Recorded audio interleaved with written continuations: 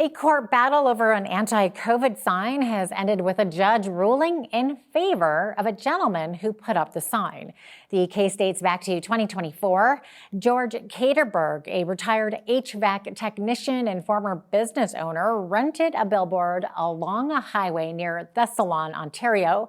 His billboard displayed photographs of several public officials, including then Prime Minister Justin Trudeau, Dr. Theresa Tam, and Dr. Anthony Fauci, together with the messages, quote, "They knowingly lied about safety and stopping transmission," and, quote, "Canadians demand accountability."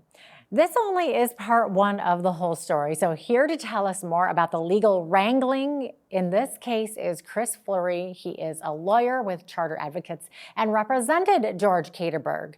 Chris, thanks so much for joining us today. Thanks for having me. Okay, so this first sign that Mr. Katerberg put up, he agreed to take down. Why? So it's been as you say, it's been a long battle for Mr. Katerberg. Initially, he attempted to put up a sign. His sign has been denied 3 times, actually, various versions of his sign. So the first time he tried to put it up, he put it up with a logo, which was of his design, which was basically 2 claw hammers intersecting, akin to the inspiration was the Pink Floyd album, The Wall. So he had those 2 claw hammers with the Canadian flag. And I gather someone complained and said that that's actually a symbol of white supremacy.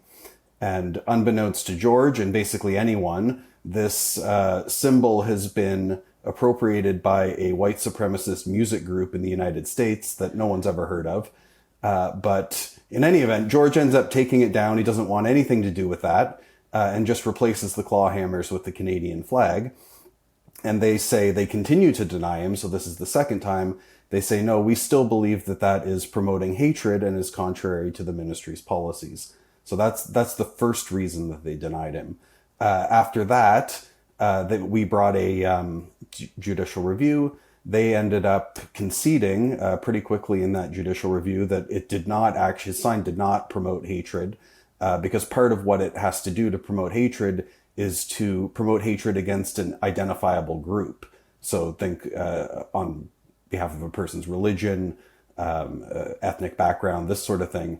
And those 6 individuals who were featured, their sort of common element is that they're public officials, which you absolutely can promote hatred is probably the wrong word, but be critical of public officials. And they essentially acknowledged that it didn't promote hatred, and they agreed to reconsider the decision.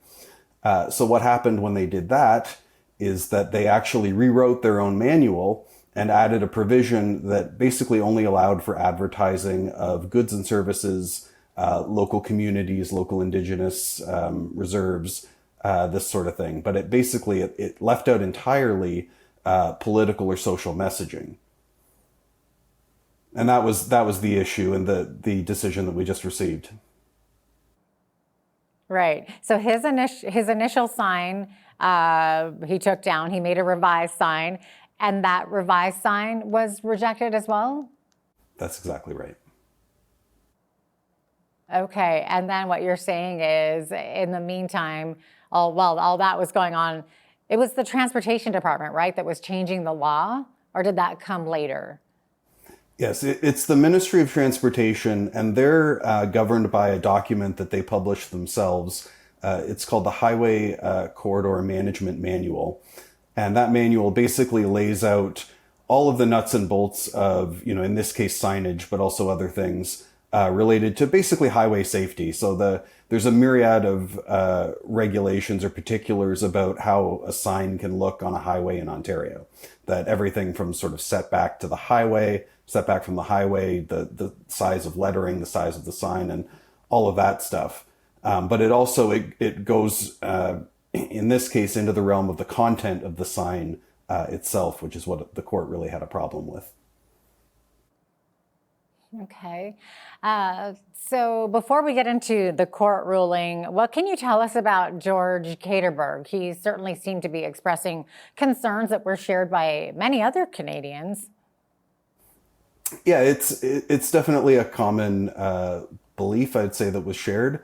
But what I'd say about the case in general is that it's not entirely about George Katerberg, in the sense that if, say, for example, you disagreed with George and you were very happy about the actions of the former prime minister, deputy prime minister, etc., you couldn't put up that sign as well. It wasn't really about George's particular expression. It was about the right to express an opinion at all about these sorts of issues, even about non-controversial sorts of issues. Say something like, if you were to put up a sign condemning drunk driving or domestic violence or something like that, that would be barred. Even these sorts of non-controversial opinions. I would say it's not entirely about George's expression per se. But it wasn't George's sign that necessarily prompted the law to be changed. They were already in the process of doing that. Is that what you're saying?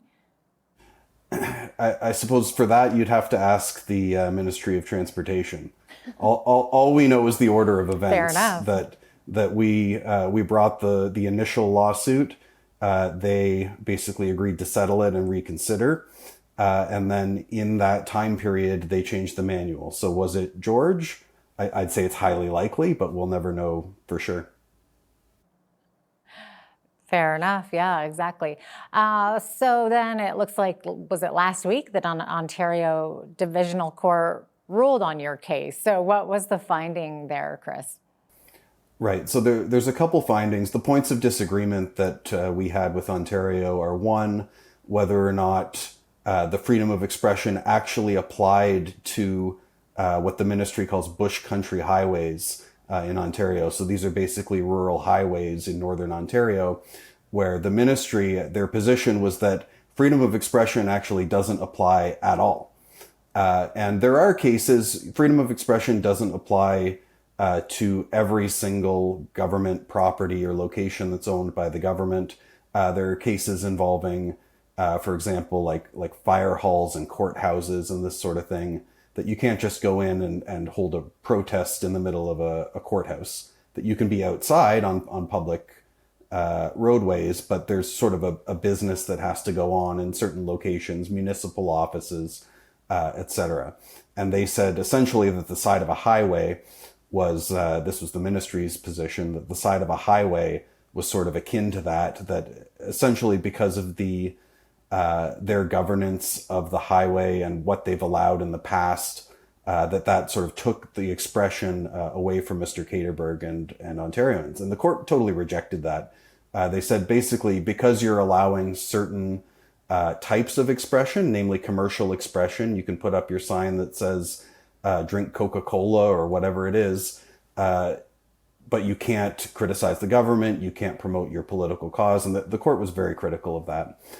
So they found that expression applied, and two, that it was unreasonable, that essentially there's no rational connection between prohibiting the sort of speech that Mr. Katerberg was engaged in and any of the ministry's goals of basically what they called protecting the integrity of these bush country highways, that the integrity of the bush country highways is not affected by George's sign, that if you put up a sign, you can still sort of travel down the road. It doesn't affect, there's no evidence that it affected highway safety, any of this sort of stuff.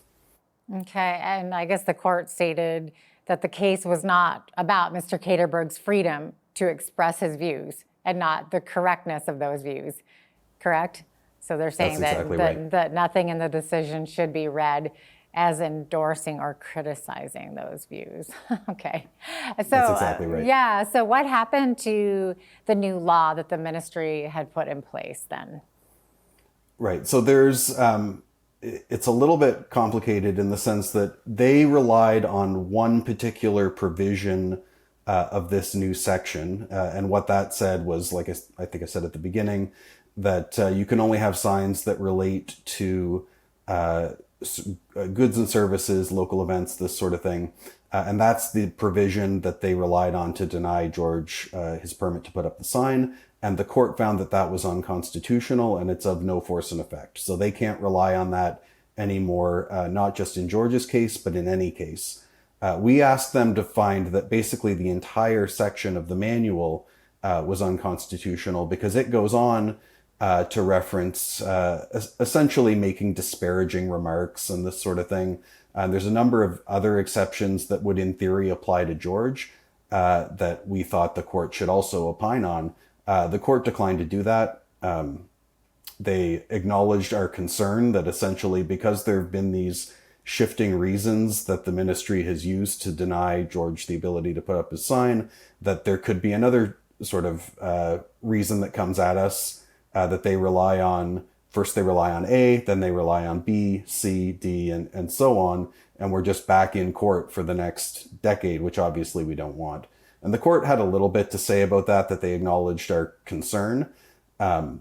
But at the end of the day, they didn't make any findings on the constitutionality of the remainder of those sections.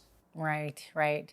Do you think that, I mean, it sounds somewhat positive of a win for you. Do you think that this case or the court's ruling in your case could set a precedent going forward?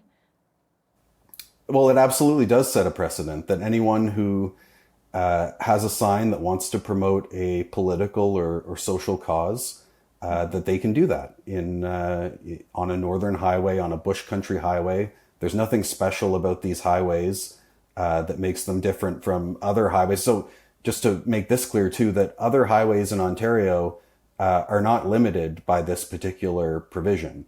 Like the 400 series highways in Ontario, they're not limited by this, that you can put up these sorts of advertisements there. But you cannot, for whatever reason, the ministry restricted them on these bush country highways, and that just doesn't apply anymore. So it's a very positive precedent. Yeah. What about Highway number 1, the Trans-Canada? I don't know. I'd have to have a look at the manual to figure out if portions of it are perhaps within that regulation. Mm-hmm. I'm not sure. George's was on the Highway 17. Okay, interesting. That's really odd that it would just be those bush country highways where not as many people travel, by the way. Yeah, what defines a bush country highway is basically the setback of brush from the roadway. Mm-hmm. So on a 400 series highway, for example, there's a pretty good clearing. I'm not sure the number of meters, but a pretty good setback from the road before you have sort of trees and brush. And on bush country highways, they have sort of a minimum setback, which again, how that relates to signs is still unclear. I could understand if it was a safety issue for the highway traffic, but when it comes to the content of the sign, it makes absolutely no sense. Yes.